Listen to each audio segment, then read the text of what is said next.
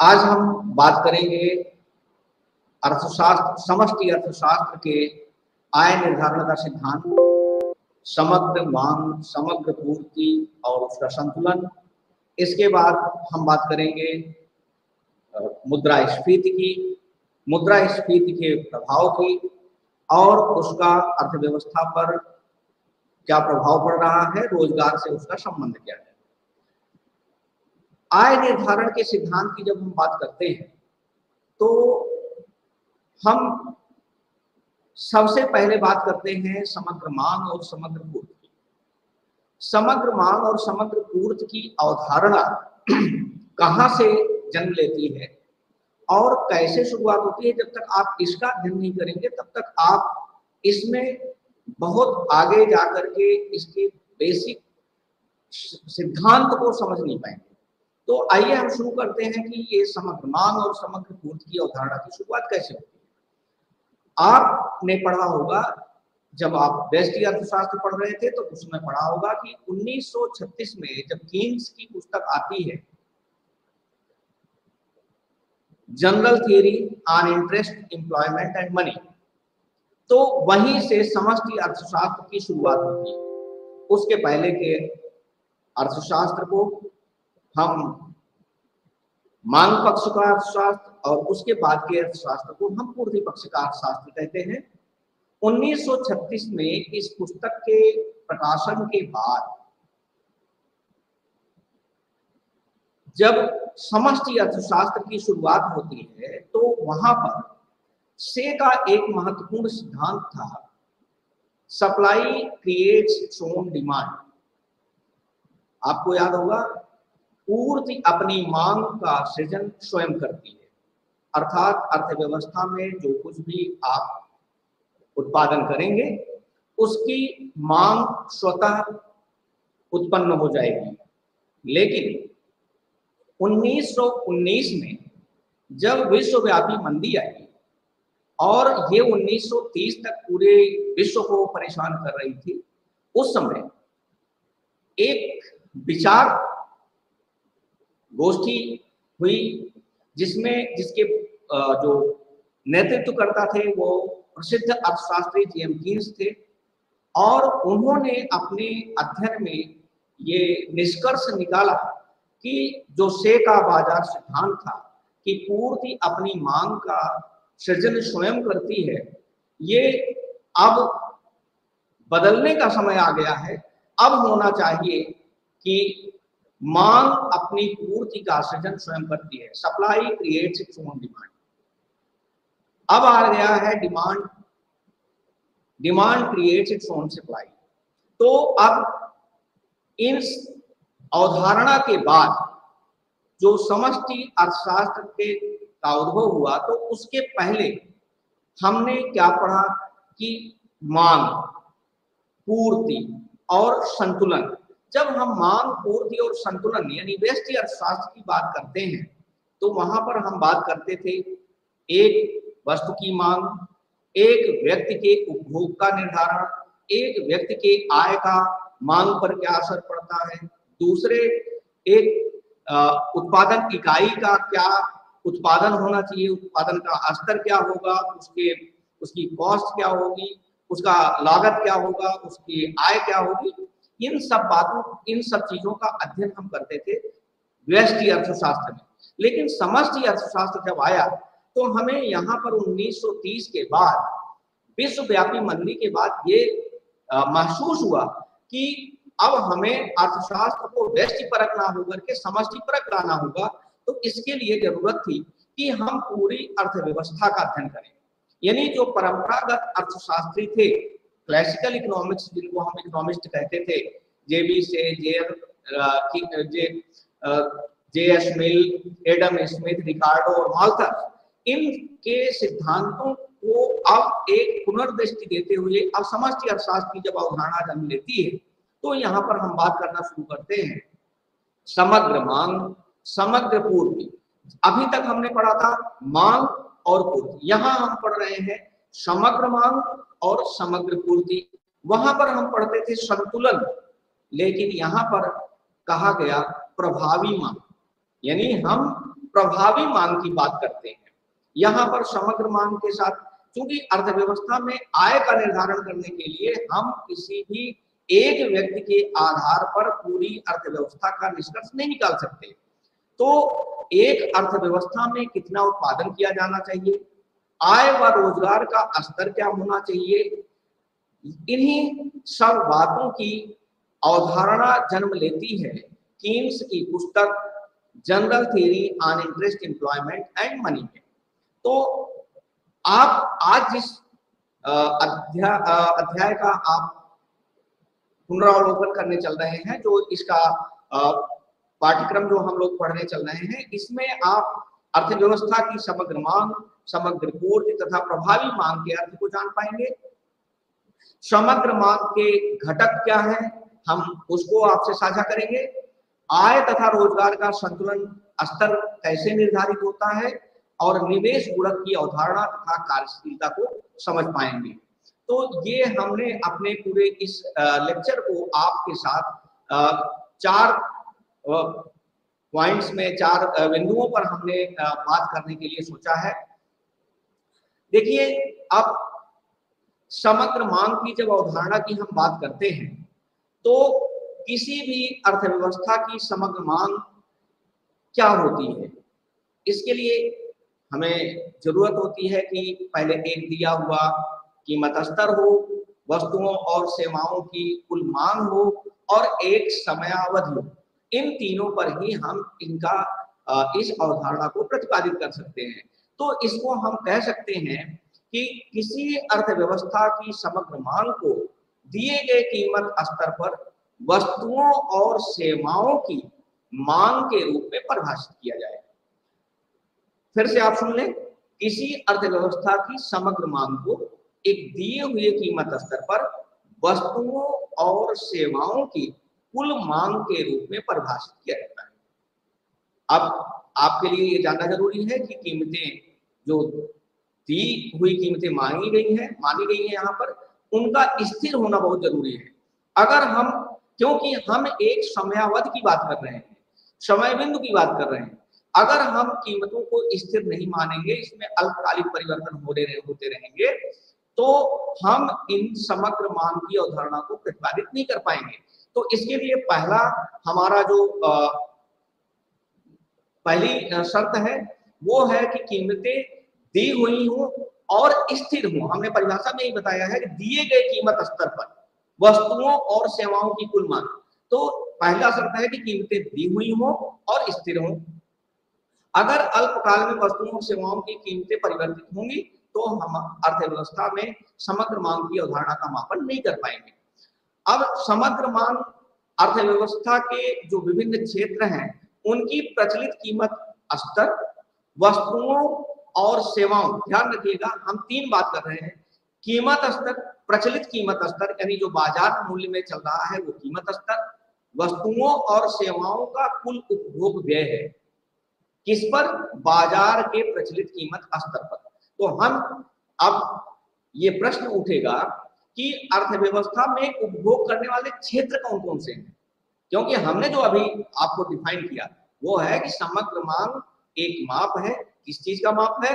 अर्थव्यवस्था के विभिन्न क्षेत्रों द्वारा प्रचलित कीमत स्तर पर वस्तुओं और सेवाओं के उपभोग पर किया गया कुल व्यय। हमारे ख्याल से आपने अब तक नोट कर लिया होगा। तो हम अब यहाँ पर जो दूसरी बात कर रहे थे कि अर्थव्यवस्था में उपभोग करने वाले क्षेत्र कौन कौन से हैं। अगर उपभोग के क्षेत्र नहीं मालूम होगा तो फिर आप माप कैसे करेंगे? तो यहाँ ये ध्यान रखिए कि अर्थव्यवस्था का जो समस्त उत्पादन अर्थात अंतिम उपभोग के साथ भावी उत्पादन के लिए प्रयोग किया जाता है, उसी को आधार बनाकर हम उपभोग क्षेत्र को 4 क्षेत्रों में बांट सकते हैं, यानी 4 बिंदुओं पर उनकी पहचान कर सकते हैं।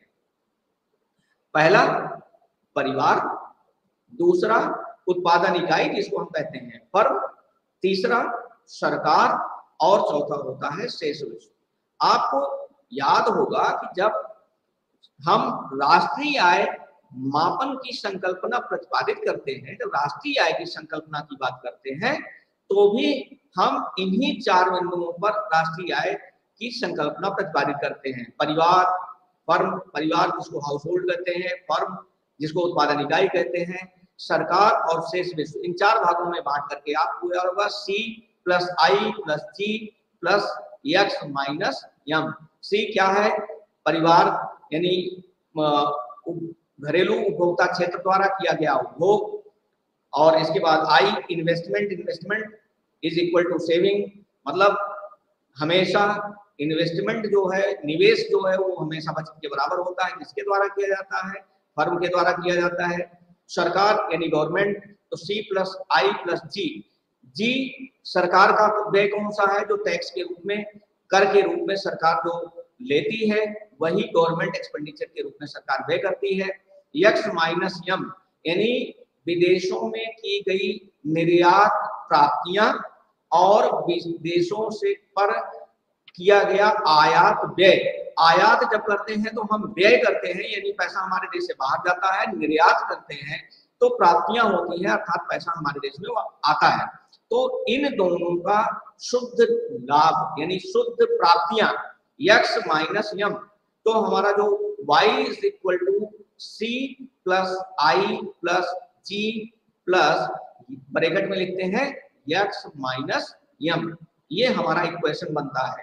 तो हम कैसे परिभाषित करते हैं? राष्ट्रीय आय किसके बराबर है? पारिवारिक क्षेत्र द्वारा किया गया उपभोग व्यय C, फर्म द्वारा किया गया निवेश I, सरकार द्वारा किया गया व्यय G plus x minus m अर्थात शेष विश्व की प्राप्तियां।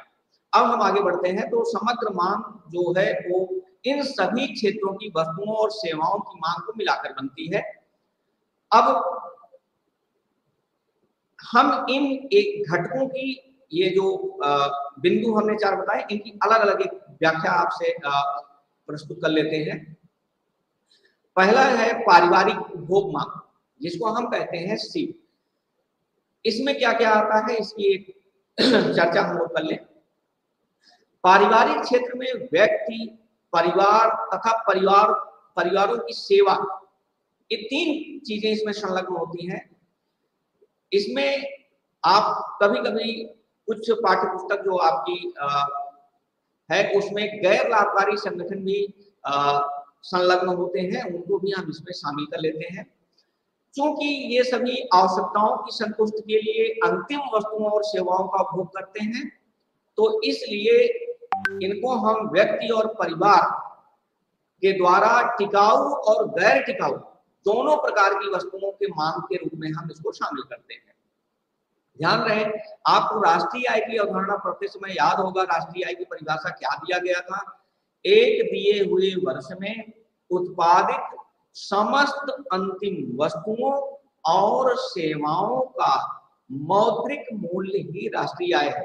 फिर से ध्यान रखिए, हमने क्या कहा था कि एक दिए हुए वर्ष में, अर्थात हम जब राष्ट्रीय आय का मापन करते हैं तो पहले क्या होना चाहिए? दिया हुआ वर्ष होना चाहिए। दिए हुए वर्ष में उत्पादित समस्त अंतिम वस्तुओं और सेवाओं, दोनों की बात हम कर रहे हैं, अंतिम वस्तुओं और सेवाओं का मौद्रिक मूल्य ही राष्ट्रीय आय है।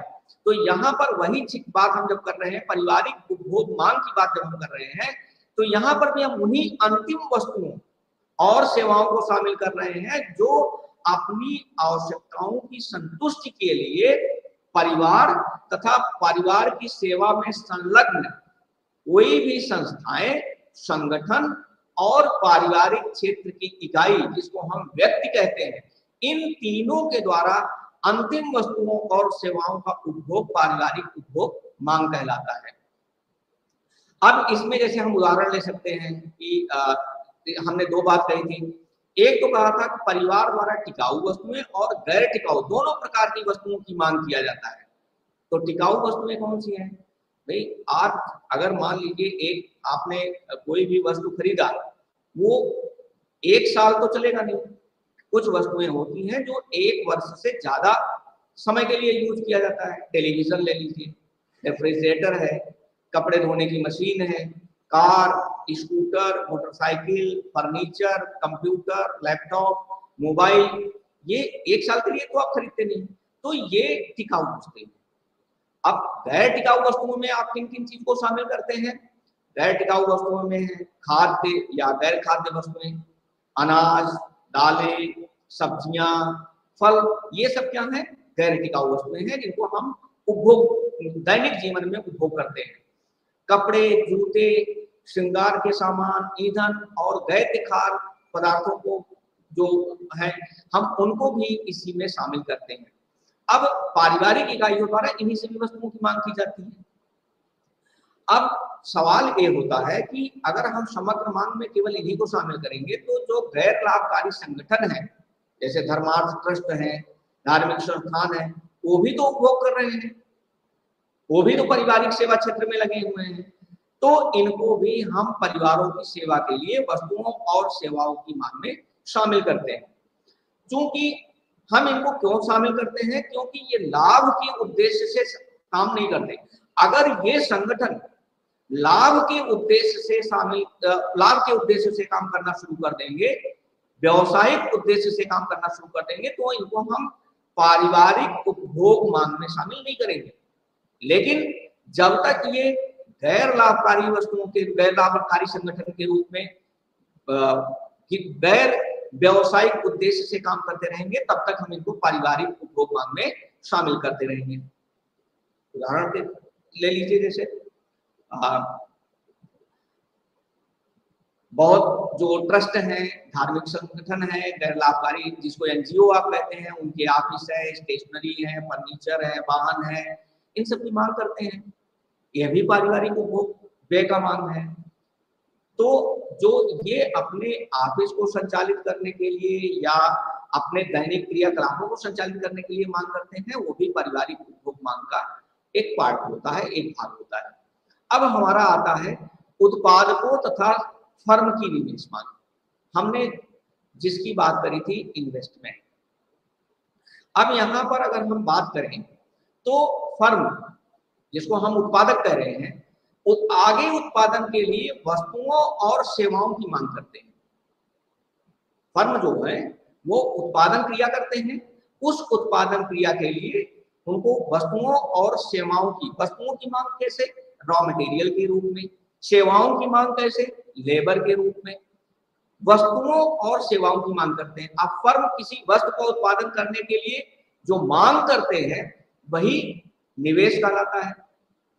अब निवेश के लिए जैसे मशीन है, मशीन, उपकरण, इन सब की मांग होगी, तो इन सब के लिए धन अर्थात निवेश की जरूरत पड़ेगी, और ये आगे उत्पादन के लिए मध्यवर्ती वस्तु के रूप में प्रयोग किए जाएंगे, जैसे पानी, बिजली, कच्चा माल, ये सब क्या है? मध्यवर्ती वस्तुएं हैं। इनको हम उत्पादन के सहायक के रूप में, उत्पादन इकाई, अंतिम जो उपभोक्ता वस्तु है उसके मध्यवर्ती वस्तु के रूप में हम प्रयोग करते हैं। तो जो निवेश की मांग है वो वास्तव में कहां से आती है? इन्हीं मध्यवर्ती वस्तुओं, यानी किसी भी वस्तु को उपभोक्ता वस्तु में परिवर्तित करने के लिए, अंतिम उपभोक्ता वस्तु में परिवर्तित करने के लिए जो हम मांग करते हैं वही हमारी मांग या निवेश कहलाती है। निवेश के लिए ध्यान रखिएगा, धन कहां से आएगा? इसके लिए बचत। बचत कौन करता है? बचत करता है उपभोक्ता वर्ग। अपने उपभोग में से कुछ धन निकाल करके वो भविष्य की योजनाओं के लिए बैंकों में रखता है। यहाँ पर एक चीज और आपको बताते चले कि कोई भी बचत यदि निवेशित नहीं की गई है, यदि उसका निवेश नहीं हो रहा है, तो हम अर्थशास्त्र में उसको बचत नहीं मानते। यानी बचत को निवेश होना आवश्यक है। अगर आपने कोई भी धन निकाल करके तिजोरी में रख लिया या आपने उसको अप्रयोज्य रख लिया, अनयूटिलाइज्ड रख लिया, तो ऐसे बचत को हम अर्थशास्त्र में बचत नहीं मानते। तो इसलिए केन्सियन इकोनॉमिक्स की जब हम बात करते हैं, केन्सीय अर्थशास्त्र की अवधारणा की बात करते हैं, तो यहाँ पर बचत निवेश के हमेशा बराबर होगी। और दूसरी बात, सेवाओं की मांग, सेवाएं जो है हम, आप ध्यान रहे कि सेवाओं की जब मांग करते हैं तो लेबर के रूप में, लेबर क्या लेता है, देखिए उत्पादन की 5 इकाइयां हैं, लैंड, लेबर, कैपिटल, एंटरप्रेन्योर और ऑर्गेनाइजेशन। लैंड भूमि, लेबर श्रम, कैपिटल पूंजी, एंटरप्रेन्योर साहसी या उद्यमी, ऑर्गेनाइजेशन मतलब संगठन। और इनके उपभोग के लिए क्या मिलता है, भूमि को मिलता है लगान, लेबर को अर्थात श्रम को मिलता है पारिश्रमिक, पूंजी को मिलता है ब्याज, और ऑर्गेनाइजेशन को, उद्यमी को मिलता है लाभ, और ऑर्गेनाइजेशन को मिलता है प्रतिफल। तो इसी इन्वेस्टमेंट को, कैपिटल को भी हम यहाँ पर निवेश कर रहे हैं, और लेबर को हम यहाँ पर जो श्रम है उन्हीं की मांग को हम सेवाओं के रूप में इसमें परिभाषित कर रहे हैं, और निवेश मांग को हम इसमें शामिल कर रहे हैं। ये निवेश मांग के एक अविभाज्य अंग है। अब आते हैं तीसरे क्षेत्र पर, सरकारी व्यय। सरकारी व्यय यानी जी, आपने Y = C पढ़ लिया, जिसको हमने उपभोक्ता मांग कहा, I पढ़ लिया, उत्पादक मांग कहा, अब जी सरकारी व्यय। अब चूंकि सरकार एक महत्वपूर्ण क्षेत्र है जो जनता की भलाई के लिए वस्तुएं और सेवाएं खरीदता है। अब ये जो सरकार के द्वारा सभी जो क्रय या मध्यवर्ती वस्तुएं खरीदी जाती हैं, इनको हम सरकार द्वारा क्रय की गई मध्यवर्ती वस्तु के रूप में परिभाषित करते हैं, क्योंकि ये अंतिम उपभोक्ता वस्तु नहीं है। हम इनको एक मध्यवर्ती वस्तु के रूप में परिभाषित कर सकते हैं। जैसे निवेश करना, निवेश के बाद उत्पादन होगा, उत्पादन के बाद वो उपभोक्ता तक पहुंचेगा। लेकिन निवेश के एक माहौल के लिए, निवेश के उचित माहौल के लिए कानून व्यवस्था की जरूरत पड़ती है, सुरक्षा की जरूरत पड़ती है, शिक्षा की जरूरत पड़ती है, स्वास्थ्य की जरूरत पड़ती है, और ये सब उपलब्ध कराया जाता है सरकार द्वारा। अब हम इन सेवाओं को उपलब्ध कराने के लिए सरकार को कर का भुगतान करते हैं। इसके साथ साथ सरकार के कुछ अपने आवश्यक खर्च होते हैं, जैसे इन सेवाओं को संचालित करने के लिए, ये सेवाएं सरकार के विभिन्न मंत्रालयों या विभागों के द्वारा संचालित की जाती हैं। अब इन विभागों या मंत्रालयों या सरकार के तंत्र को संचालित करने के लिए, इनके रखरखाव के लिए सरकार वाहन, स्टेशनरी, फर्नीचर, वेतन, भत्ते, इन सब पर मुद्रा का व्यय करती है। अब ये जो सारी चीजें मुद्रा पर व्यय, मुद्रा का व्यय सरकारी व्यवस्था के संचालन के लिए, कानून व्यवस्था बनाए रखने के लिए, सुरक्षा सुनिश्चित करने के लिए, शिक्षा उपलब्ध कराने के लिए, स्वास्थ्य सेवाएं उपलब्ध कराने के लिए जो मुद्रा का व्यय किया जाता है, वही सरकारी व्यय का सब समग्र मांग कहलाता है। अर्थात सरकार जो कर के रूप में हमसे लेती है और सेवाओं के माध्यम से मध्यवर्ती वस्तु के रूप में जो समाज को या उपभोक्ता को या क्षेत्र जो वाणिज्य जगत है उसको जो उपलब्ध कराती है, वही सरकारी व्यय या समग्र मांग कहलाती है। चौथा है शेष विश्व द्वारा किया गया क्रय। अब आप जानते हैं कि हम वैश्वीकरण के युग में रह रहे हैं, इसमें देश एक दूसरे के साथ व्यापार विनिमय करते हैं। आज हम दो शब्दों की बात करते हैं, सेल्फ रिलायंट और सेल्फ सफिशिएंट, अर्थात आत्मनिर्भर और आत्मसंपन्न। कोई भी अर्थव्यवस्था आत्मनिर्भर तो हो सकती है, अर्थात जब हम अपनी आवश्यकता की अधिक से अधिक वस्तुएं संचालित कर रहे हैं, उत्पादित कर रहे हैं और उनका उपभोग कर रहे हैं, तो हम आत्मनिर्भर अर्थव्यवस्था कहलाते हैं। लेकिन जब हम अपने आवश्यकताओं की पूर्ति के लिए, अपने आवश्यकताओं के लिए शेष विश्व के साथ आर्थिक संबंध रखते हैं और उनसे क्रय विक्रय का संबंध स्थापित करते हैं, तो उसे खुली अर्थव्यवस्था कहते हैं। हम जिन देशों के साथ व्यापार करते हैं, अर्थात आयात या निर्यात करते हैं, उन्हें शेष विश्व की अर्थव्यवस्था कहा जाता है। अब शेष विश्व की अर्थव्यवस्था के साथ हम निर्यात करेंगे तो उनसे हमें प्राप्तियां होंगी, यानी हमसे आय होगा, और अगर हम उनको आयात करेंगे तो हमें उस आयात पर व्यय करना पड़ेगा। तो निर्यात से प्राप्तियां होंगी और आयात से व्यय होगा। तो घरेलू देश के परिवार, फर्म या सरकार द्वारा वस्तुएं और सेवाओं को खरीद होती है, उसको हम आयात व्यय के रूप में परिभाषित करेंगे।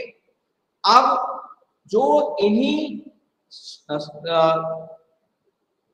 इन्हीं घटकों द्वारा, अर्थात परिवार, फर्म या सरकारी संस्थाएं, इनके द्वारा जो निर्यात किया जाएगा उसको निर्यात प्राप्तियां कहेंगे। इन दोनों के अंतर को, अर्थात निर्यात प्राप्तियां और आयात व्यय के अंतर को हम शुद्ध निर्यात कहते हैं, शुद्ध प्राप्तियां कहते हैं। जो शुद्ध निर्यात है, अर्थात निर्यात प्लस आयात, इन दोनों के अंतर द्वारा जो हमें शुद्ध निर्यात प्राप्त हो रहा है, उसे हम शेष विश्व द्वारा घरेलू देश में वस्तुओं और सेवाओं की मांग के रूप में परिभाषित करते हैं। ये आपके लिए बहुत इंपॉर्टेंट है, इसको आप नोट कर लें कि शुद्ध निर्यात, एक लाइन में इसको परिभाषित कर लें कि शुद्ध निर्यात शेष विश्व द्वारा घरेलू देश में वस्तुओं और सेवाओं की मांग का माप है। ये एक लाइन की परिभाषा है। अब हम ये कह सकते हैं कि समग्र मांग परिवारों, फर्मों, सरकार तथा देश शेष विश्व द्वारा की गई मांग का योग है। फिर से क्या कह सकते हैं? समग्र मांग परिवारों, फर्मों, सरकार तथा शेष विश्व द्वारा की गई मांग का योग है। हम परिवारों की मांग को उपभोग, फर्मों की मांग को निवेश, सरकार की मांग को सरकार का क्रय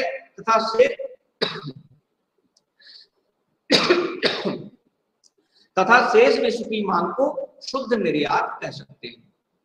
हम और क्या कह सकते हैं कि समग्र मांग, उपभोग, निवेश, सरकारी क्रय तथा शुद्ध निर्यात का योग है। इसे हम कैसे लिख सकते हैं? समग्र मांग बराबर, लिख लीजिए इसको एक समीकरण के रूप में कैसे लिखते हैं? समग्र मांग बराबर उपभोग प्लस निवेश प्लस सरकारी क्रय प्लस शुद्ध निर्यात, अर्थात आयात और निर्यात का अंतर। इसको हम और कैसे लिख सकते हैं? एब्रिविएशन में कैसे लिख सकते हैं? AD, aggregate demand is equal to C plus I plus G plus bracket में एक्स माइनस एम। इसको आप अपने पाठ्यपुस्तक में भी देख सकते हैं। अब यहां पर हमने क्या कहा? एडी, एडी क्या है? एग्रीगेट डिमांड, समग्र मांग। सी क्या हुआ? उपभोग। आई क्या हुआ? निवेश। जी सरकारी क्रय और एक्स माइनस एम अर्थात शुद्ध निर्यात, अर्थात एक्स क्या डिनोट करता है? एक्स डिनोट करता है, एक्स यहाँ पर निर्धारित करता है निर्यात प्राप्तियों को और यम निर्धारित करता है आयात व्यय को। अब समग्र मांग को अर्थव्यवस्था में हम समग्र व्यय या कुल व्यय भी कहते हैं कई बार। तो समग्र मांग को हम समग्र व्यय या कुल व्यय भी कहते हैं। अब किसी अर्थव्यवस्था में आय और संतुलन का स्तर निर्धारित करने में पहला कदम इसकी समग्र मांग का अनुमान लगाना। जैसे खुली अर्थव्यवस्था में समग्र मांग हम कैसे डिफाइन करते हैं, कैसे परिभाषित करते हैं कि AD is equal to C plus I plus G plus bracket में x माइनस m। इसी तरह एक साधारण मॉडल का विकास करने के लिए हम ये मान लेते हैं कि अर्थव्यवस्था में दो क्षेत्र हैं, परिवार और फर्म, यानी हम इसको क्या कहते हैं, द्विक्षेत्रीय मॉडल। राष्ट्रीय आय का निर्धारण दो क्षेत्र में, जैसे सरकार और शेष देशों को हम कुछ समय के लिए अगर मान लिया हटा दें, तो ऐसे में हमारा जो समग्र मांग होगा या निवेश का जो योग होगा वो कहलाएगा दो क्षेत्रीय अर्थव्यवस्था में राष्ट्रीय आय का निर्धारण। दो क्षेत्रीय अर्थव्यवस्था में राष्ट्रीय आय का निर्धारण कैसे होगा? समग्र मांग बराबर उपभोग प्लस निवेश, एग्रीगेट डिमांड बराबर C प्लस आई। हम इसको दूसरे रूप में कैसे लिख सकते हैं? इसको दूसरे रूप में लिख सकते हैं aggregate supply is equal to C plus S. C क्या है? उपभोग, और यस क्या है? बचत। तो एग्रीगेट डिमांड C प्लस आई, यहां पर क्योंकि हमने पहले ही आपको बता रखा है कि जितना सेविंग होगी, यस जितना होगा, जितनी बचत होगी, उतना सब कुछ निवेशित हो जाना चाहिए। इसलिए कीन्सी अर्थशास्त्र में ये मान लिया गया है कि C I plus S, I is equal to S, अर्थात बचत हमेशा निवेश के बराबर होगा। तो हम इसको लिखे AD is equal to C plus I, या हम लिख सकते हैं AD is equal to C plus S, क्योंकि ब्रैकेट में लिख लीजिएगा S is equal to I always, हमेशा बचत निवेश के हमेशा बराबर होगा। अब आते हैं हम संतुलन के लिए। अब संतुलन हम क्या कहते हैं? एग्रीगेट डिमांड और एग्रीगेट सप्लाई। हमने आपको पहले बता रखा है कि उपभोग प्लस निवेश हम कहें, उपभोग प्लस निवेश बराबर उपभोग प्लस बचत, यानी C plus I is equal to C plus S. हमने क्या कहा? निवेश हमेशा बचत के बराबर होगा। तो अब इस तरह से अर्थव्यवस्था में आय का संतुलन स्तर उस बिंदु पर निर्धारित होता है, एक अर्थव्यवस्था में आय का संतुलन स्तर उस बिंदु पर निर्धारित होता है जहां समग्र मांग कुल उत्पादन के बराबर और निवेश बचत के बराबर हो। हमने पूरी अर्थव्यवस्था जो समग्र मांग की अवधारणा थी उसको एक लाइन में आपको समझाने की कोशिश की कि एक अर्थव्यवस्था में आय का संतुलन स्तर उस बिंदु पर निर्धारित होता है जहां समग्र मांग कुल उत्पादन के बराबर हो और निवेश बचत के बराबर हो। इस पर एक दो प्रश्न चाहे तो आप लिख सकते हैं, अपने पाठ्यपुस्तक में देख सकते हैं। जैसे समग्र व्यय समग्र मांग का एक माप है, सही है या गलत है, ये आप निर्धारित कर लीजिएगा। ये आपके लिए हमने एक एक्सरसाइज दे दिया है कि पाठगत जो प्रश्न है, या जैसे हम कह सकते हैं कि एक अर्थव्यवस्था में निर्यात और आयात का अंतर क्या कहलाता है, ये भी एक प्रश्न बनता है जितना मैंने अभी आपको पढ़ाया। संतुलन की आय का शर्त कई बार आपसे जब आप परीक्षाओं में जाते हैं तो आपसे सीधे सीधे इक्वेशन के रूप में, समीकरण के रूप में पूछ लिया जाता है। तो वहां पर यह पूछा जाता है कि संतुलन आय की शर्त किस प्रकार से निर्धारित होती है? A C plus C is equal to S, अर्थात उपभोग बराबर बचत। B उपभोग प्लस निवेश बराबर उपभोग प्लस बचत। C उपभोग प्लस बचत बराबर बचत प्लस निवेश। और D बचत बराबर आय। ये चार विकल्प दिए होते हैं और इसमें से सही विकल्पों का आपको चुनाव करना होता है। तो स्वाभाविक है कि अभी जो हमने आपको बताया था कि बी विकल्प सही होगा, क्या है? उपभोग प्लस निवेश बराबर उपभोग प्लस बचत। तो एक थोड़ी सी एक्सरसाइज आप लोग कर लिया करिए। इसका जो रेखा चित्र का निरूपण है वो आपके पाठ्यक्रम में दिया हुआ है, उस रेखा चित्र को देख लीजिएगा। रेखा चित्र में मूल बिंदु आपका O है, x और y, x एक्सिस और वाई एक्सिस।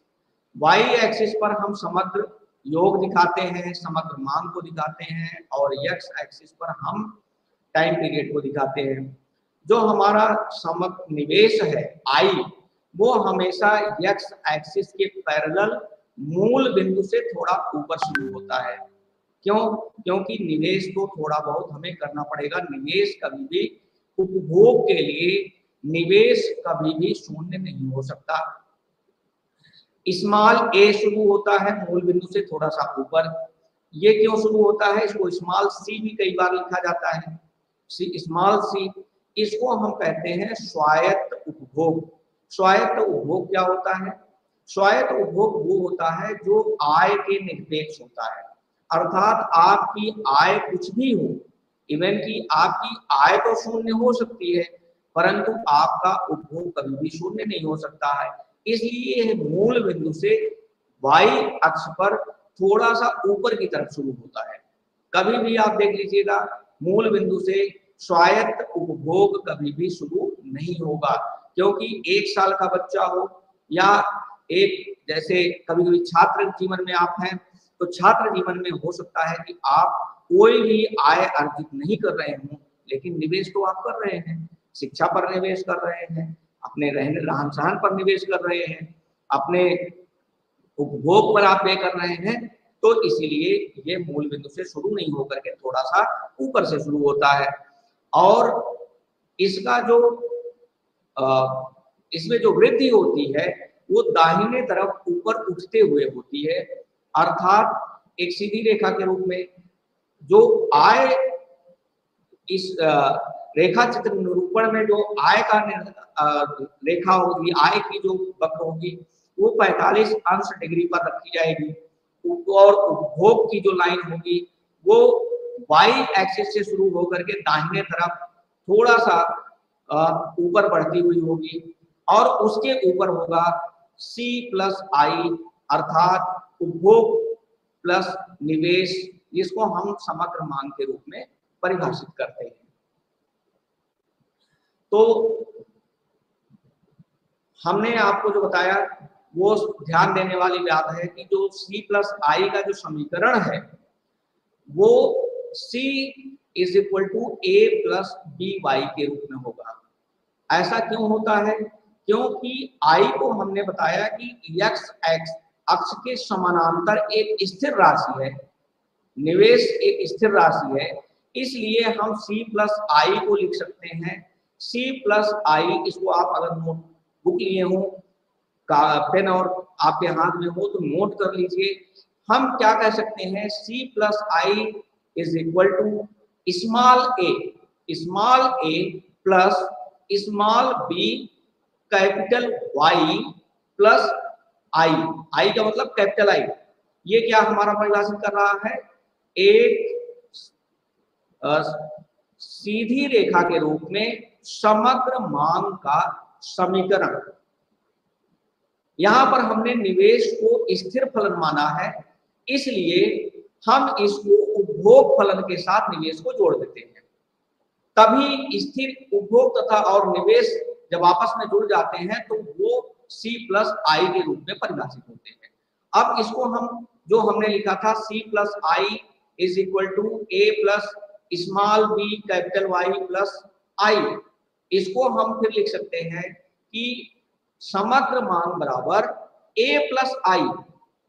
ए स्मॉल होगा जो स्वायत्त निवेश को दिखा रहा है, स्वायत्त उपभोग को दिखा रहा है, और आई कैपिटल आई है जो इन्वेस्टमेंट को अर्थात निवेश को दिखा रहा है। तो ब्रैकेट में लिखा जाएगा small a plus capital I bracket बंद प्लस स्मॉल बी और वाई। वाई क्या है? आय है, और बी क्या है? यहां पर स्वायत्त उपभोग अर्थात उपभोग फलन है। तो हम यहां पर बी को सीमांत उपभोग प्रवृत्ति के रूप में परिभाषित कर सकते हैं, अर्थात यहां पर जो स्मॉल बी हमने लिखा है वो क्या है? उपभोग की सीमांत प्रवृत्ति। तो सीमांत MPC marginal propensity to consume, अब हम कह सकते हैं कि उपभोग फलन जो हमारा है वो ए अर्थात स्मॉल ए से प्रारंभ होता है और समग्र मान जो है अर्थात सी प्लस आई वो कहां से प्रारंभ होगा, स्मॉल ए प्लस आई से प्रारंभ होगा, जो सी से ऊपर की राशि के बराबर होगा। अब सी से सी प्लस आई तक जाने में जो आपको दिखता है आपके रेखा चित्र के निरूपण में जो हमने दिखाया कि पहली लाइन तो आपकी सी है जो ए से स्मॉल ए से शुरू हो रही है, उसके ऊपर एमपीसी और सी प्लस आई तक पहुंचने के लिए किस रेट से जाएंगे, उपभोग की सीमांत प्रवृत्ति के दर से, जिसको हम कहते हैं एमपीसी की दर। इसलिए सी और सी प्लस आई एक दूसरे के हमेशा समानांतर होते हैं। क्या होते हैं, समानांतर होते हैं। सी और सी प्लस आई एक दूसरे के समानांतर होंगे। तो ये हमने आपको रेखाचित्रीय निरूपण बता दिया। बचत और निवेश विधि द्वारा आय का संतुलन हमने आपको पहले ही बताया है कि आय जो होगा वो y अक्ष के हमेशा समानांतर होगा। क्यों होगा, क्योंकि संतुलन की शर्त है कि c plus I is equal to C plus S, अर्थात उपभोग प्लस निवेश बराबर उपभोग प्लस बचत। इससे ये संकेत मिलता है कि जो आई है वो यश के बराबर ही होगा। ये मैं आपको कई बार बता चुका हूं कि बचत निवेश के बराबर होगा केंद्रीय अर्थशास्त्र में हमेशा।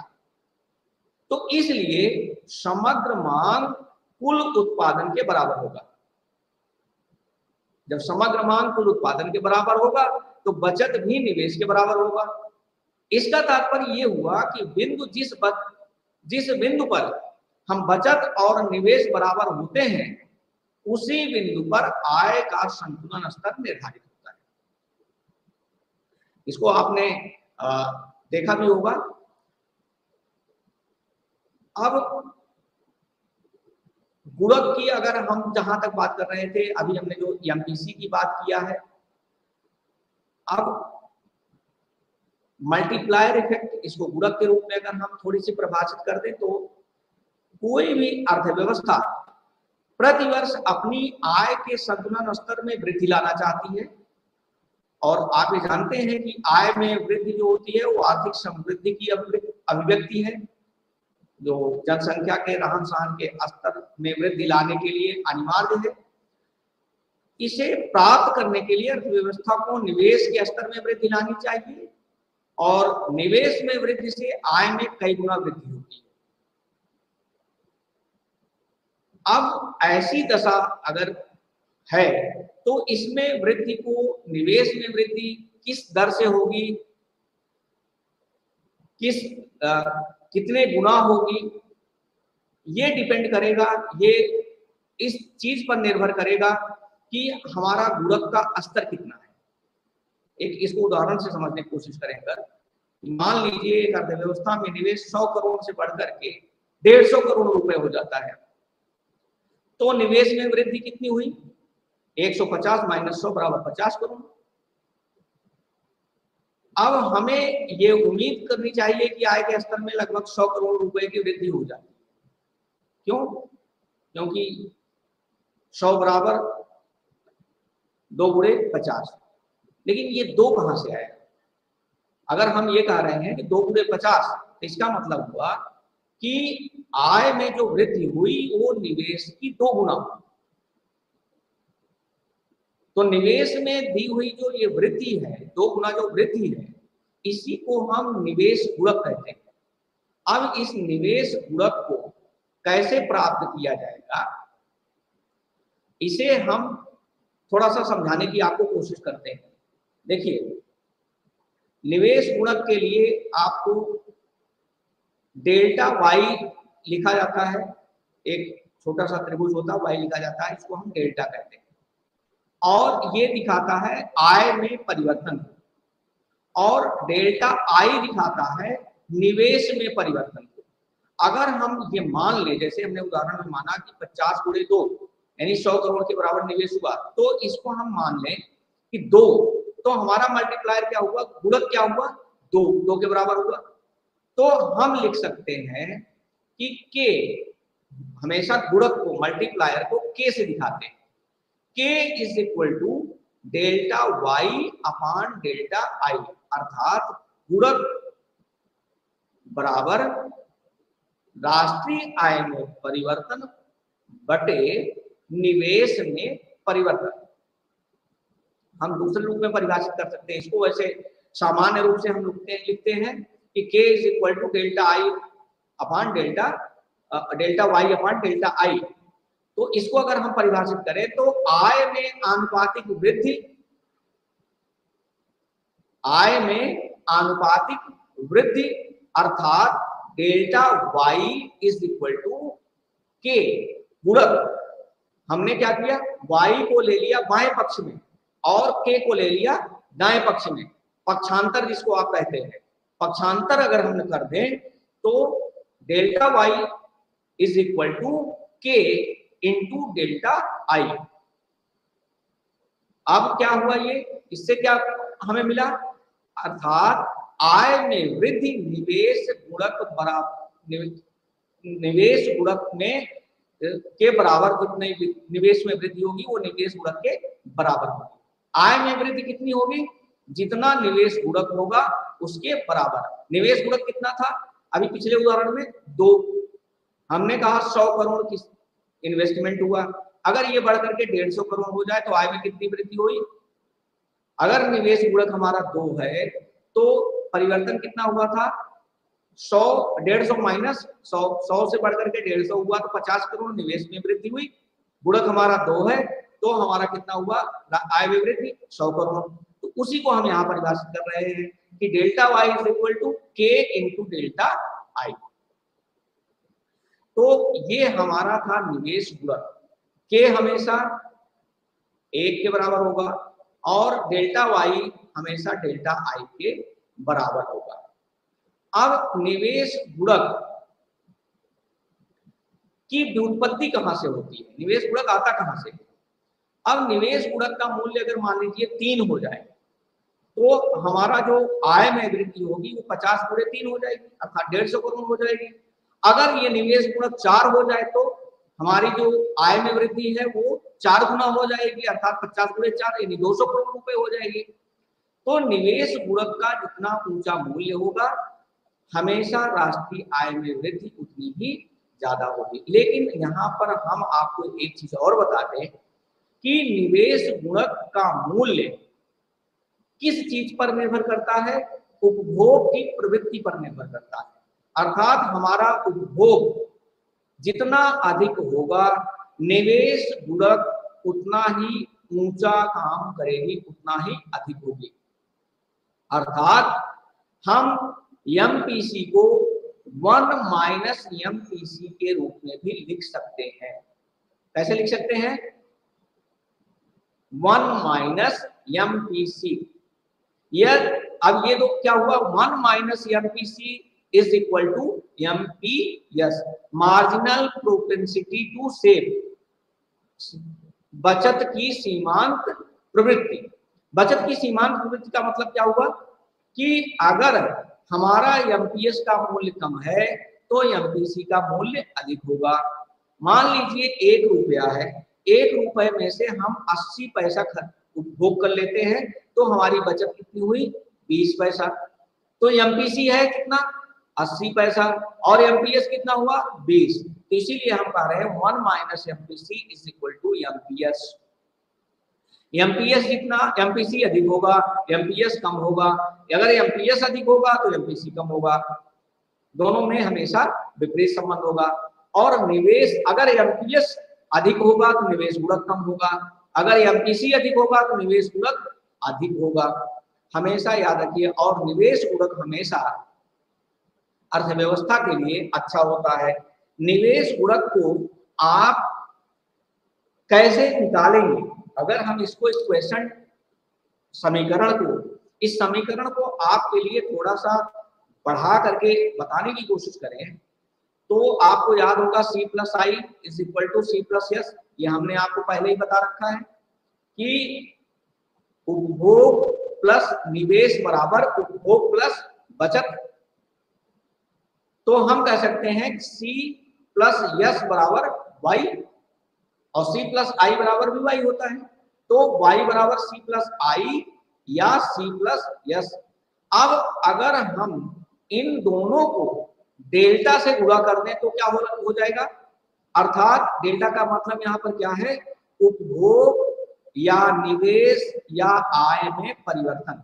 डेल्टा का मतलब होता है उपभोग निवेश, जो त्रिभुज जैसा बना होता है, आप अपने पाठ्यपुस्तक में देख लीजिएगा, जो त्रिभुज जैसा बना है उसमें डेल्टा का मतलब होता है उपभोग या आय या निवेश में परिवर्तन को ये दिखाता है। तो अगर हम डेल्टा से गुणा कर दें तो हो जाएगा delta C plus delta I बराबर डेल्टा वाई। अब सबको अगर हम डेल्टा वाई से भाग दे दें तो क्या हो जाएगा, डेल्टा सी बटे delta Y plus delta I बटे डेल्टा वाई बराबर डेल्टा वाई बटे डेल्टा वाई। ये समीकरण हमें प्राप्त होता है। फिर से सुन लीजिए, डेल्टा सी बटे delta Y plus delta I बटे डेल्टा वाई, क्योंकि हम डेल्टा वाई से भाग दे रहे हैं, बराबर क्या हुआ, delta Y upon delta Y. अर्थात हमने क्या किया, C plus I, delta C plus delta I बराबर डेल्टा वाई को डेल्टा वाई से भाग दे दिया। तो हमें क्या प्राप्त हुआ, डेल्टा C बराबर बटे डेल्टा वाई, ये क्या दिखा रहा है, MPC, और delta I by delta Y क्या दिखा रहा है, अगर हम इसमें MPC जोड़ दें तो दोनों बराबर होता है 1 के। तो अगर हम इसको थोड़ा सा पक्षांतर कर दें, delta C by delta Y MPC हो गया। तो डेल्टा आई और डेल्टा वाई को वहीं रखते हैं बाएं साइड में और MPC को लेके चलते हैं दाहिने साइड में। तो क्या बन जाएगा हमारा, डेल्टा आई बटे डेल्टा वाई बराबर 1 minus MPC, marginal propensity to consume. अब अगर इन दोनों को उल्टा कर दें हम तो हमें क्या प्राप्त होगा, डेल्टा वाई ऊपर चला गया, डेल्टा आई नीचे आ गया, तो डेल्टा वाई बटे डेल्टा आई बराबर 1 अपान 1 माइनस MPC। हमने आपको पहले ही बताया था कि 1 माइनस MPC बराबर होता है 1 माइनस MPC किसके बराबर होता है, MPS के। तो हम इसको लिख सकते हैं delta Y is equal to delta I is equal बराबर 1 अपान MPS। दोनों बात एक ही है, निवेश गुणक क्या हमारा कहलाया। अब देखिए, delta Y upon delta I को हम कहते हैं निवेश गुणक अर्थात के। तो हम इसको क्या लिख सकते हैं, निवेश गुणक इज इक्वल टू के। निवेश गुणक को किससे दिखा रहे थे, आपको याद होगा, अभी मैंने अपने इस अध्ययन में पहले ही बताया था कि निवेश गुणक को हम के से दिखाते हैं। तो K is equal to 1 upon 1 minus MPC, या फिर हम लिख सकते हैं 1 अपान MPS। अर्थात delta Y is equal to 1 upon 1 minus MPC into delta I, या फिर हम इसको कह सकते हैं 1 upon MPS into delta I. अब एक एग्जाम्पल आप ले लीजिए, मान लीजिए उदाहरण आपको दे दें, मान लीजिए आपका MPS 0.2 है, जैसे मैंने अभी आपको एग्जांपल दिया था 0.2, तो आपका MPC कितना होगा, आपका MPC आप मन में कैलकुलेट कर लीजिए। यदि MPS आपका 0.2 है तो MPC 0.8 होगा, क्योंकि 1 minus MPC is equal to MPS, या हम MPS को घटा दें तो क्या बच जाएगा, MPC। अब अगर हम ये कहें कि निवेश में 200 करोड़ रुपए की वृद्धि होती है तो आय में कितनी वृद्धि होगी, फिर से सुनिए, यदि हम कहें कि MPC 0.8 है या MPS 0.2 है और निवेश में 200 करोड़ रुपए की वृद्धि होती है तो आय में कितनी वृद्धि होगी, तो हम इसको लिख सकते हैं delta Y is equal to 1 upon MPS into delta I. तो 1/MPS कितना है 0.2 और डेल्टा आई कितना है 200 करोड़, तो कितना हुआ 0.2 से जब 1 को डिवाइड करेंगे तो 5 आएगा और 200 है तो मल्टीप्लाई करेंगे, उससे गुणा करेंगे तो कितना आएगा 1000 करोड़। अर्थात आय में वृद्धि जो होगी वो 1000 करोड़ रुपए के बराबर। तो ये हमने आपको एक उदाहरण के माध्यम से समझाने की कोशिश की है। तो इस पार्ट में आपको थोड़ा सा ये समझ में आया होगा कि एमपीएस क्या है, एमपीसी क्या है। एमपीसी अधिक है तो गुणक कम होता है, या एमपीएस अधिक होता है तो गुणक कम होता है। एमपीसी और एमपीएस में संबंध क्या होता है। अब थोड़ा सा एक चीज और हम आपको इसी में बता दें कि आधिक्य मांग क्या होती है। आधिक्य मांग उस स्थिति को कहते हैं जब समग्र मांग अर्थव्यवस्था के संभावी उत्पादन के स्तर से अधिक हो जाती है। देखिए हमने जो आपको अभी तक पूरा यहाँ पर सिखाया या जो आपको बताया, वो आय का संतुलन स्तर कहाँ निर्धारित होता है, जहां समग्र मांग वाई अर्थात उत्पादन स्तर के बराबर हो। और हम ये मानते हैं कि उत्पादन का स्तर अधिकतम संभव है या पूर्ण स्तर है जिसे अर्थव्यवस्था के संसाधनों के द्वारा प्राप्त किया जा सकता है। ये केन्सी अर्थशास्त्र की अवधारणा है। अब इसका अर्थ ये हुआ कि अर्थव्यवस्था का उत्पादन पूर्ण रूप स्तर से आगे नहीं बढ़ेगा। अब निवेश के माध्यम से उत्पादन या आय में वृद्धि अगर निवेश गुणक की क्रियाशीलता के कारण होती है तो अर्थव्यवस्था की ऐसी स्थिति के विषय में आप विचार करें जो पहले से उत्पादन के पूर्ण स्तर पर कार्य कर रही है, तो उस स्तर पर निवेश में वृद्धि होती है। अगर होती है तो क्या होगा, क्या उत्पादन का स्तर बढ़ेगा या अर्थव्यवस्था का उत्पादन नहीं बढ़ेगा। लेकिन निवेश में वृद्धि के कारण जो एक प्रकार का स्थिर या स्वायत्त व्यय है उससे समग्र मांग बढ़ जाएगी और उत्पादन के पूर्ण स्तर से अधिक हो जाएगी। तो ऐसी स्थिति में अर्थव्यवस्था में आधिक्य मांग का सृजन होगा।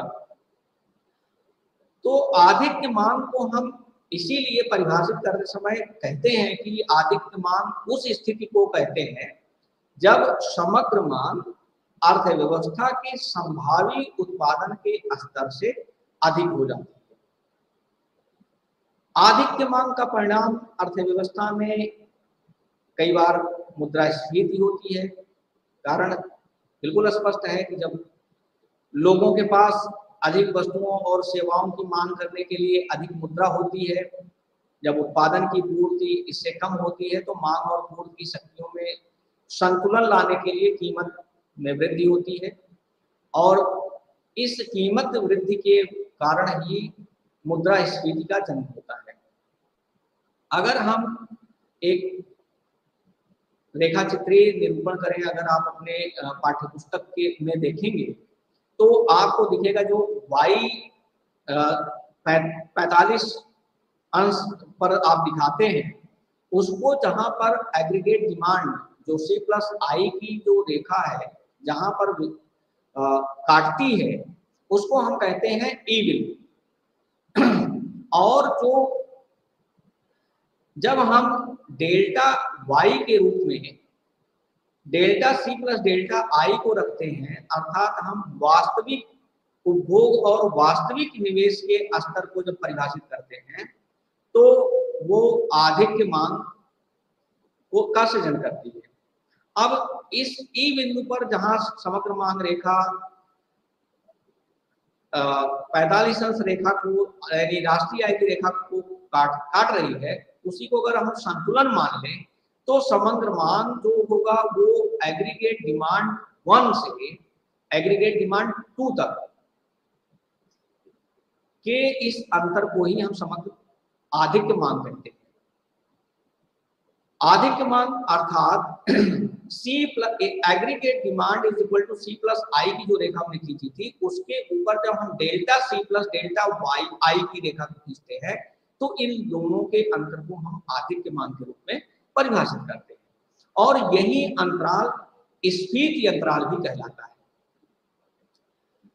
मांग में कमी आधिक्य मांग की स्थिति से ठीक विपरीत होती है, अर्थात जब अर्थव्यवस्था अपने पूर्ण रोजगार के स्तर पर होती है और स्वायत्त उपभोग या निवेश में गिरावट के कारण समग्र मांग कम हो जाती है तो इसे मांग में कमी कहते हैं। तो ऐसी स्थिति में उत्पादन का स्तर बाजार में अतिरेक की स्थिति में होता है और वो इसकी मांग नहीं करते। इसका मांग और पूर्ति की शक्तियों को संतुलन लाने में कीमत स्तर के गिरने के लिए दबाव पड़ता है और अर्थव्यवस्था में अस्फीतिक दबाव पड़ता है, जहां अस्फीतिक वस्तुओं और सेवाओं की कीमतों में गिरावट का संकेत देती है। तो आज की इस परिचर्चा में, आज के इस कार्यक्रम में हमने आपको जो बताया वो था समग्र मांग, समग्र मांग का निर्धारण, अर्थव्यवस्था में उपभोग, सीमांत उपभोग और निवेश, गुणक, गुणक की व्युत्पत्ति, गुणक की कार्यशीलता, प्रभावी मांग की अवधारणा, आधिक्य मांग और संतुलन। उम्मीद करते हैं कि आपको ये समझ में आया होगा। हमने आपको कुछ गृह कार्य के लिए भी आपको बताया था। आप चाहे तो पाठांत प्रश्न को भी नोट कर सकते हैं, हम आपको बता दें। समग्र मांग के विभिन्न घटकों का संक्षिप्त विवरण दीजिए, या एक दो क्षेत्रीय अर्थव्यवस्था में संतुलन आय के निर्धारण की व्याख्या करिए, या गुणक की परिभाषा दीजिए और उसका मूल्य ज्ञात करिए। अगला प्रश्न लिख सकते हैं, गुणक की क्रियाशीलता को विभिन्न चक्रों द्वारा कैसे व्याख्यायित किया जा सकता है, इसको परिभाषित करिए। आधिक्य मांग की परिभाषा दीजिए और इसका रेखाचित्रीय निरूपण करिए। तो ये आज का पाठ्यक्रम यहीं तक। अब हमें इजाजत दीजिए, अगली बार हम आपको मिलेंगे नए सत्र में नए पाठ्य के साथ। नमस्कार।